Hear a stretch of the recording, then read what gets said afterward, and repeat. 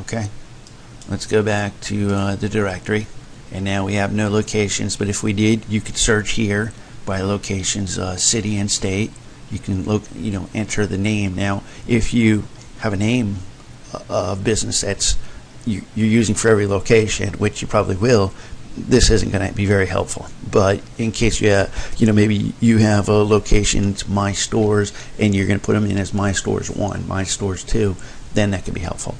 It's just so you can find a location real quick, because if you have 100 locations, it's going to go down, and I have the pagination set up where you might have 5 per page, but it would take you a little bit to find the one you're looking for. So it's easier just to find the location to edit or delete it, or even add a new image by searching by the location or the name. So let's add our first location, and we're just gonna call this My Hotel. Alright, we're just going to use a hotel as a fictitious business for this store locator. So let me put in the address, and this is totally fictitious hotel. I'm actually using, for the images you're going to see, are actually office buildings. The location is office buildings, but I just want you to see something for the tutorial. Alright, so let's add in the information. Okay, so I've added in the information for this hotel.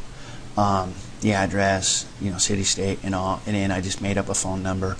And on the website, it's not required to put a website, but if you have a website for your locations, you can put it in there. I put in Yahoo just to show you how it works. Alright, but you don't, all these fields are required except for the website field. You don't have to do that.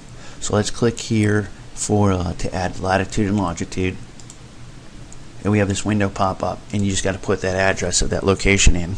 Alright, the location is put in there. We're going to search, and there it is. This is our marker, and it gives us the latitude and longitude. So I'm just going to copy this latitude, and you have to add latitude and longitude for the Google Maps to work.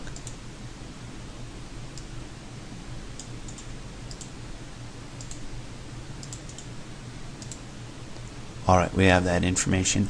Now we're going to add an image. Okay, so here's our images we have for our locations, and we're going to select the one that we're doing this tutorial for, and then we're going to submit. And there it says your location was added successfully. Go to the new locations directory, and there it is. It has the name, the address. Alright, and then if you want to edit the info, you go in here. You can edit anything, and also you can click to delete it. I'm just going to click submit again. Also, you can edit the image, or you can delete this location. Okay, so now what I want to do is I'm going to add one more location.